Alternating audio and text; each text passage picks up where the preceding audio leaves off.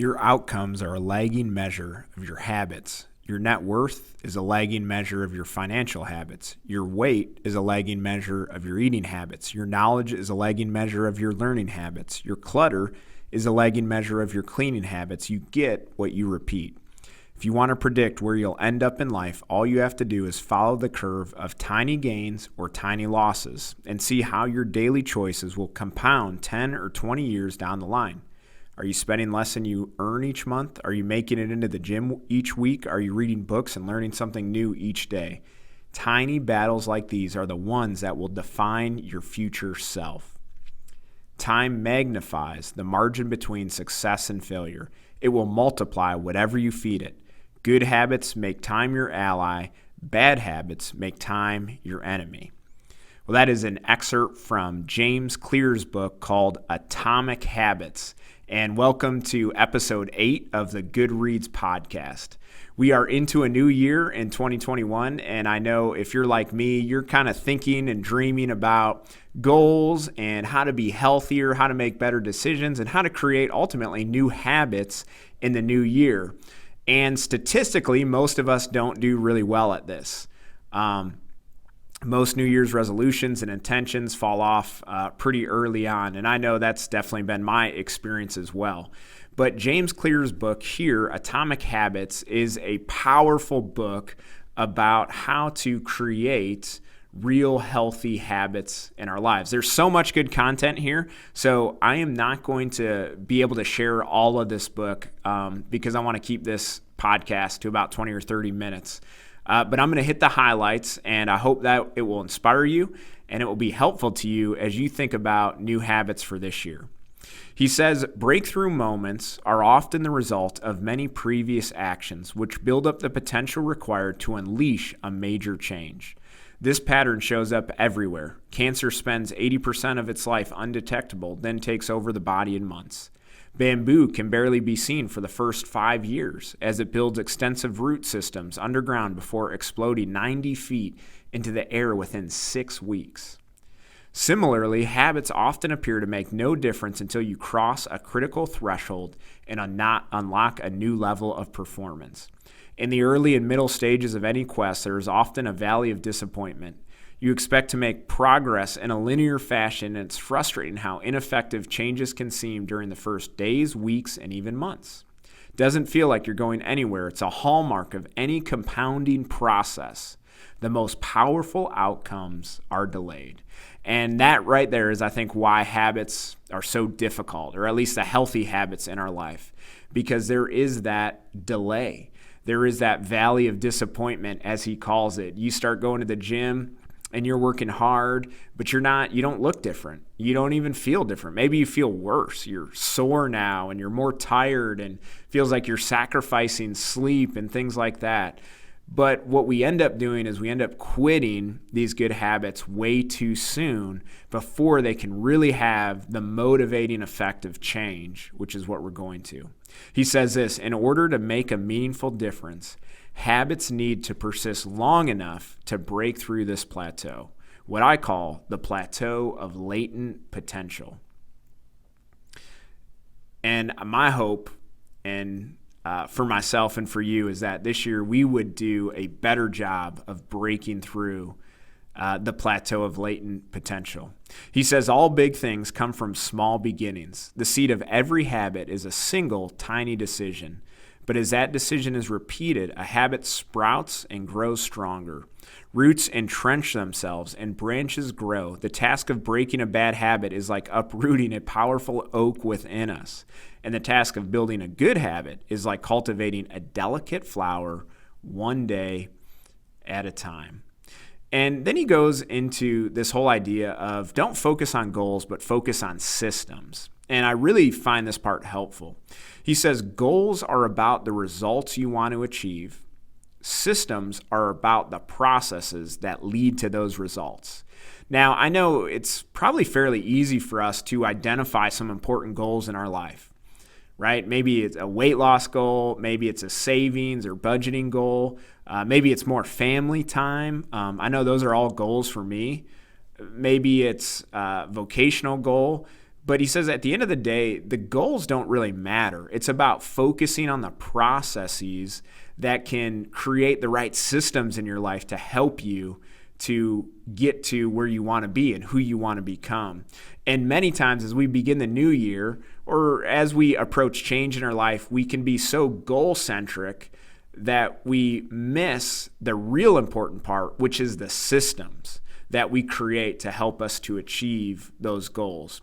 So in this book, he's going to build on these 4 laws of how to create a good habit. And the 4 laws are going to be very easy to understand, and I think they're really, really actionable. And then he's going to talk about how if you inverse these 4 laws, it will help you to break a bad habit. But before we get to that, I want to just give you a little bit more motivation to lay some foundational groundwork for building new habits. Again, he says you don't rise to the level of your goals. You fall to the level of your systems. He makes a point that almost everyone has goals to be better, but very few people get it. Why? Because it's a systems problem. It's not a goals problem, right? Every NFL team wants to win the Super Bowl. No one starts a year and says, I want to go 500. They want to go to the playoffs. They want to win the Super Bowl.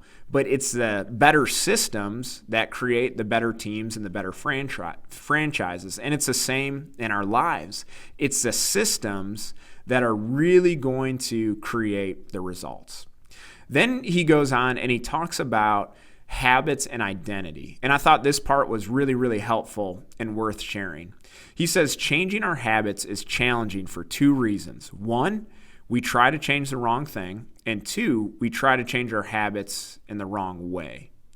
He says in this chapter, I'll address the first point, and then he'll go on from the second.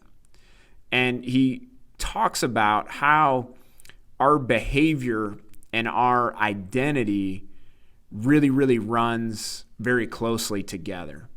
So for many of us, some of our bad habits have connected to a wrong perspective on identity, on who we are, or we've been convincing ourselves that we are this person. You know, like some of us might say, I always say like, man, I'm terrible at directions. And because I'm terrible at directions, I tell myself that all the time. I give it power to become a self-fulfilling prophecy. Some of us might say, I'm always late, or I'm not someone who works out or cares about their health, or I'm bad with money. But all of us have some narrative that is dictating our identity and then empowering unhealthy habits to go along with it. And so this part of the book is trying to rework that. He says true behavior change is identity change. You might start a habit because of motivation, but the only reason you'll stick with it is because it becomes part of your identity. Your behaviors are usually a reflection of your identity. What you do is an indication of the type of person you believe that you are, either consciously or unconsciously. Research has shown that once a person believes in a particular aspect of their identity, they are more likely to act in alignment with that belief. So habits aren't just about the nuts and bolts of what we do, but it's also how we see ourselves and the story that we tell ourselves. And I just want you to think for a moment, what story have you been telling yourself that might be empowering unhealthy habits in your life? And what story do you need to begin to tell yourself about who you are that is going to help you to have the power of identity behind the habits that you want to start? And what he's going to say is that there's really a 2-step process to changing our identity and to empowering the right habits. And it's very, very simple. He says, number 1, decide the person you want to be. Believe it or not, you and I, this is one of the gifts of life that I believe God gives us. We get to decide who we are. I know it's easy to go through life and feel like that decision is already made. This is who I am. But when you really think about it, we maybe have allowed other people to define us. Maybe we've allowed the negative voices in our head to define us. Maybe we've allowed hard life experiences to define us. But here is the beauty of a relationship with God. We can let God define us, and we can let our best selves define us with his guidance and help. And so he says, number 1, decide the type of person you want to be. And then number 2, prove it to yourself with small wins. So then I reinforce that identity through healthy habits. And over time, that builds me into a different type of person. And maybe there's all different types of examples of this. Here's some simple ones like, hey, I'm someone who's financially responsible. And you decide that's who I'm going to be. And then guess what? You start taking the steps towards that. Well, I'm going to write a budget. And then I'm going to stick to that budget and work at getting it better and better every month. And I'm going to save X amount of money. And so every time you do one of those habits or routines, you're supporting that new identity that you're someone who's financially responsible. Or, hey, I'm someone who is healthy. I'm physically healthy. And so every time you drink a gallon of water a day, every time you make it to the gym, you are reinforcing, you're putting a vote towards that identity. Maybe you're someone, I prioritize my family. So when you say no to extra work and you have healthier boundaries, you're casting a vote to be that type of person. And what happens is the more votes that we cast towards that desired identity, the more that identity gets rooted in who we are. And I think that is really, really powerful. So I want you to begin and say, who do I want to be this year? Who is God calling me to be? What is the ideal person that I should aspire towards? And then think about what habits will reinforce that identity and begin there. And now he's going to get to the nuts and bolts of building these healthy habits. And he says they're built in 4 simple steps. And I'm going to go through each of these and then share a bit about them. But here's what the steps are. They're number 1,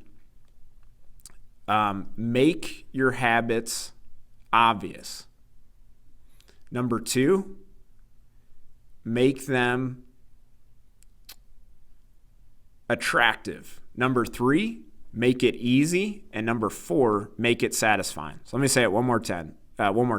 Law 1, make it obvious. Second law, make it attractive. Third, make it easy. Fourth, make it satisfying.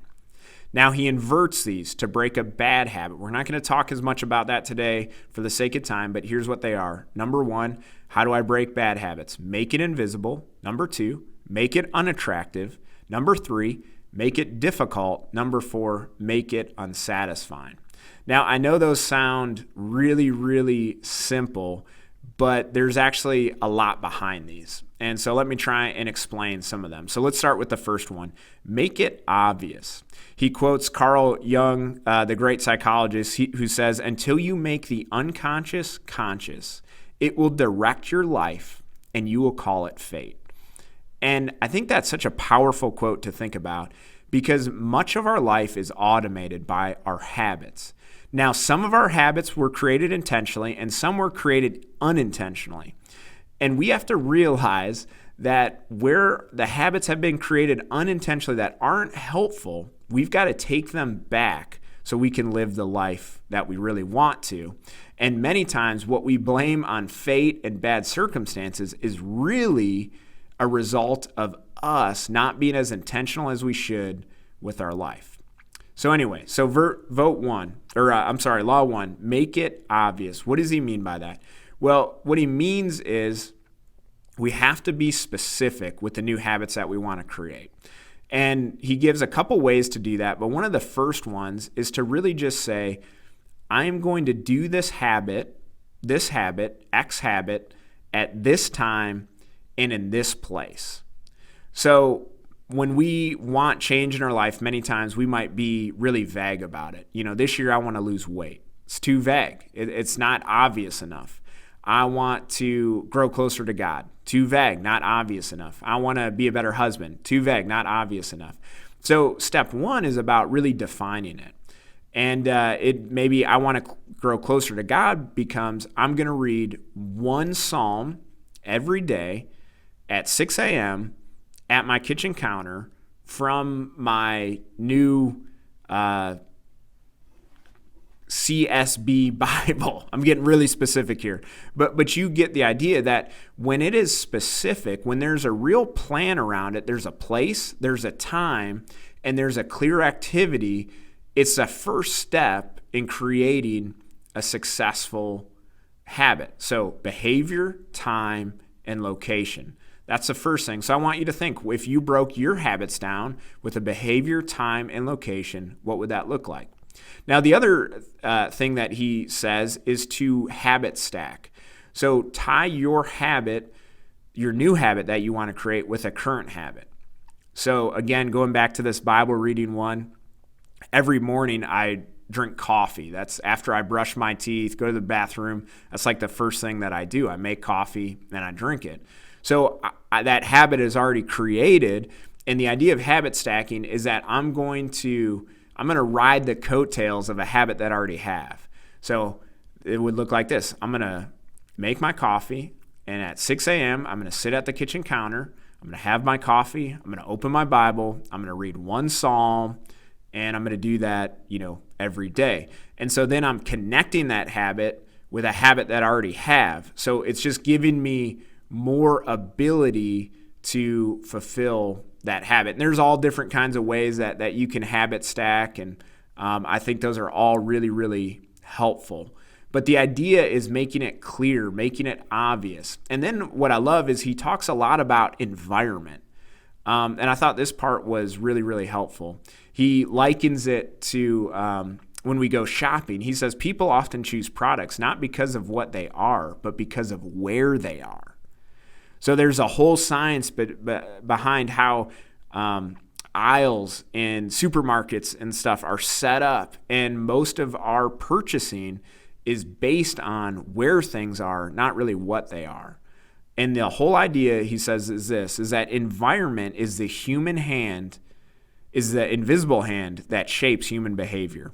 Despite our unique personalities, certain behaviors tend to arise again and again under certain environmental conditions. And so the idea here is that you and I, our environment is either working for us or working against us. One of the things that he talks about is, most living rooms are set up to do what? To watch TV. And many people that I talk to would probably like to watch TV less. But we set up our environment to make it difficult to overcome that, right? Because all the chairs face the TV. It's really easy to just turn it on. There's not a lot of friction or resistance. And so the idea is, how can you set up your environment to make it easier? Maybe, again, going back to the Bible reading habit, maybe that means that I leave my Bible at night on the kitchen counter, so that as soon as I get my coffee and I sit down, it's right there. And so it's much easier. I don't have to go find it. I don't have to remember where I put it. It's just right there.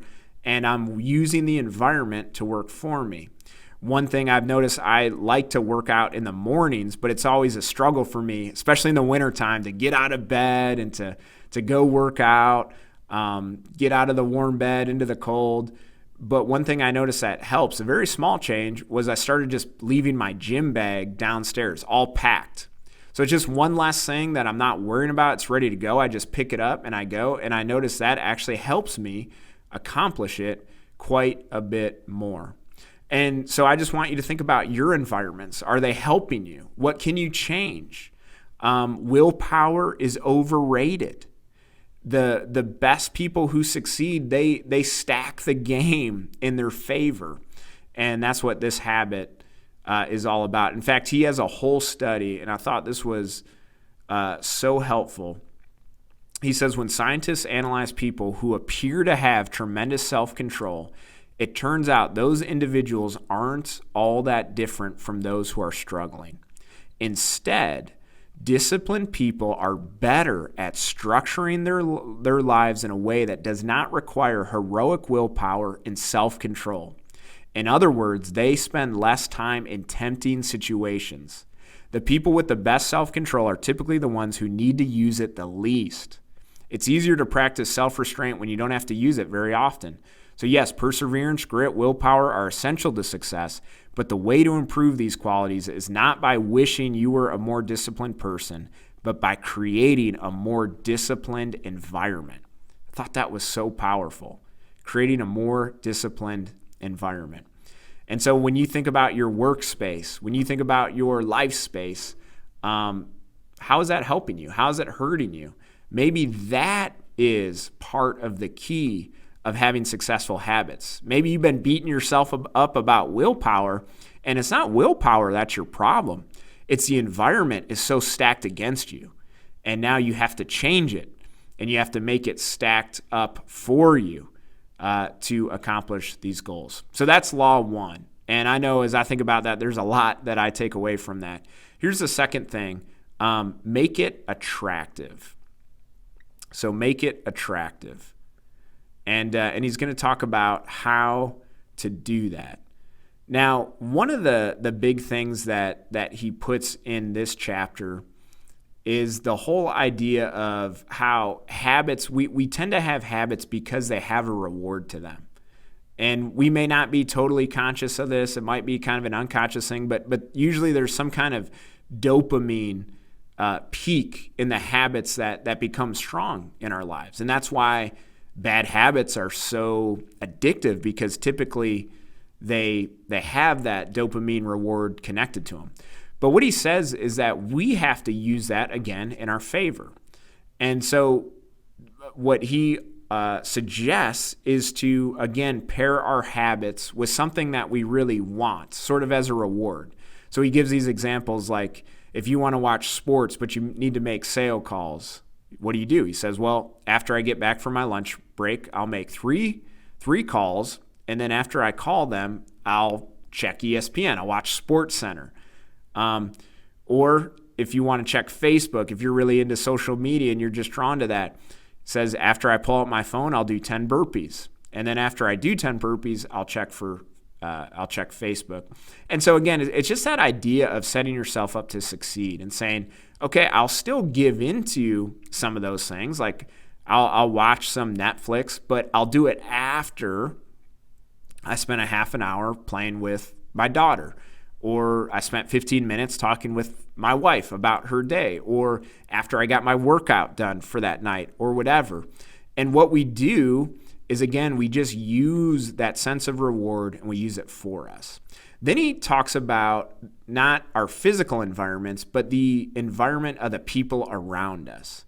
And that so many of us, again, whether we realize it or not, we are really being heavily influenced by those around us. And one of the best things that we can do is get people around us who reinforce the behaviors and the identity that we want to create. So I think this is one of the reasons why CrossFit has been such a powerful thing, because now you're going to work out and you don't have to just rely on your willpower, but you have the motivation of the group. You have people who are waking up early with you to go and to swing kettlebells and do squats and run and torture their bodies, because they all share that same value of being healthy and being active. And when we find tribes that support our desired identity and support our desired behaviors, we have a far more chance of fulfilling them. And so maybe for some of us, maybe we need to find some groups to connect to that's going to reinforce what we're trying to do. I see this in the church. I think this is why really healthy churches have a lot of groups for people to connect, because what we're doing is we're saying, hey, we want to be spiritually growing people, and we can't do it alone. So we're going to connect as a group. At our church, we call them life groups, and we are going to pray for each other. We're going to learn together. We're going to grow together. We're going to build friendships.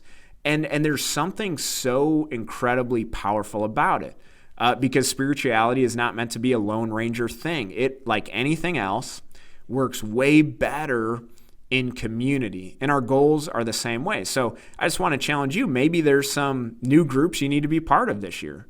Maybe there's some groups you need to not be part of. Maybe there's some people that need to have less influence in your life because they're actually doing the opposite. They are pulling you towards the identity and the behaviors that you don't actually want. And so you need to rethink your relationship and your interaction with them. I think, again, those are really, really helpful things to figure out. Not easy, but can be the difference between success and failure, between plateau and growth.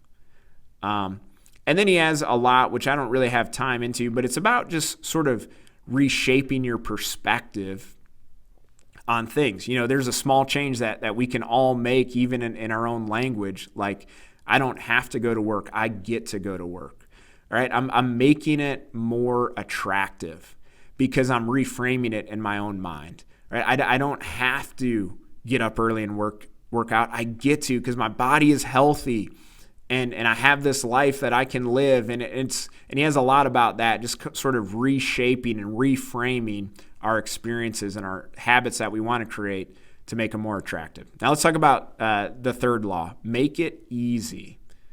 And this one, the most helpful thing about this to me was, he said, boil your habit down to the most basic activity.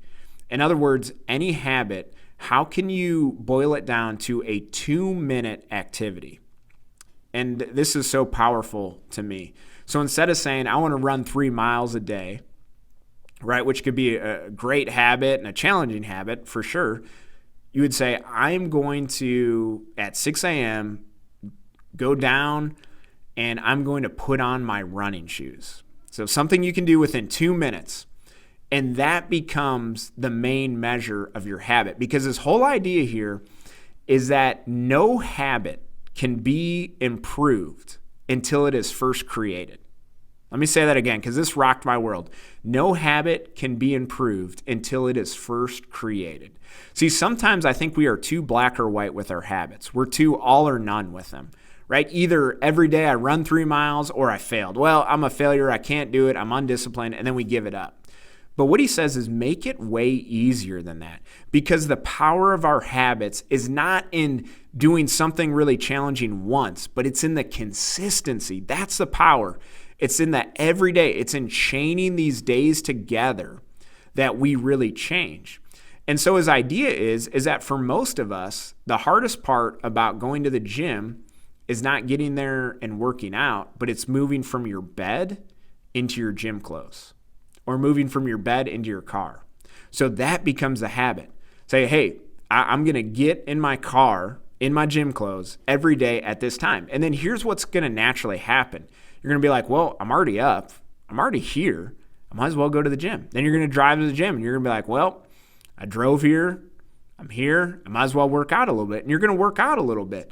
But what it does is it takes the pressure off of having to do these really big, hard things every day, and it allows the habit to work for you because you are not required a tremendous amount of willpower to go put your shoes on.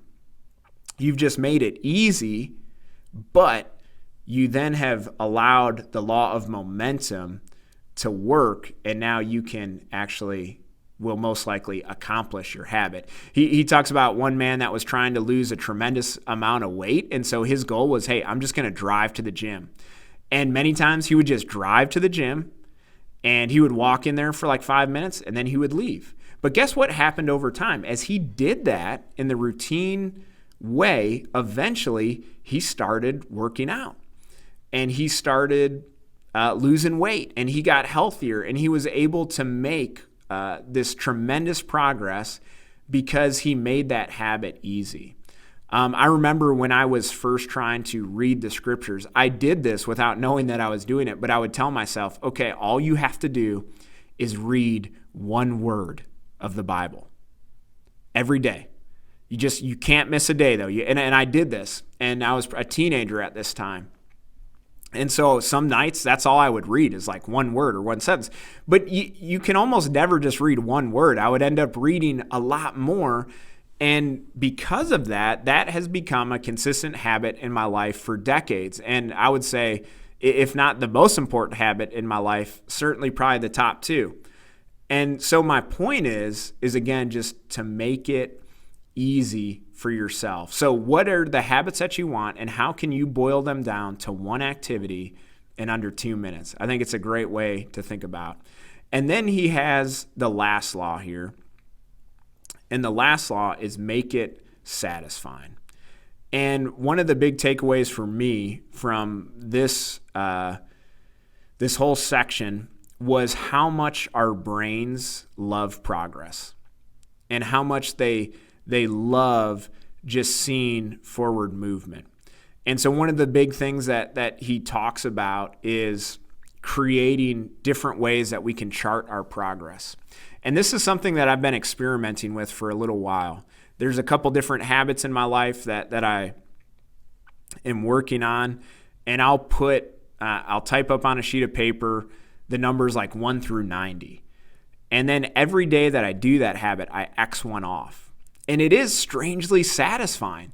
It's strangely motivating. And maybe that's because I'm really competitive and I'm wired that way, but it's been one really helpful thing for me to give me that sense of reward, that sense of satisfaction as I see these X's begin to get chained together, and I see that there's growth. Even though, it may not always look like it and feel like it on the external, I see those X's and it does something that's helpful to me and reinforcing my identity. So he has some more on that, but we are out of time for today. But I want to encourage you to get out and read this book if any of this piques your interest, but also to work and to evaluate your habits this year. And let's all seek to be better. Let's grow together. Let's pursue new avenues of growth, and let's do it in smarter ways, because my hope for you and me is that this year we will be more of who we actually want to be and less. Thanks so much for tuning in to the Good Reads podcast.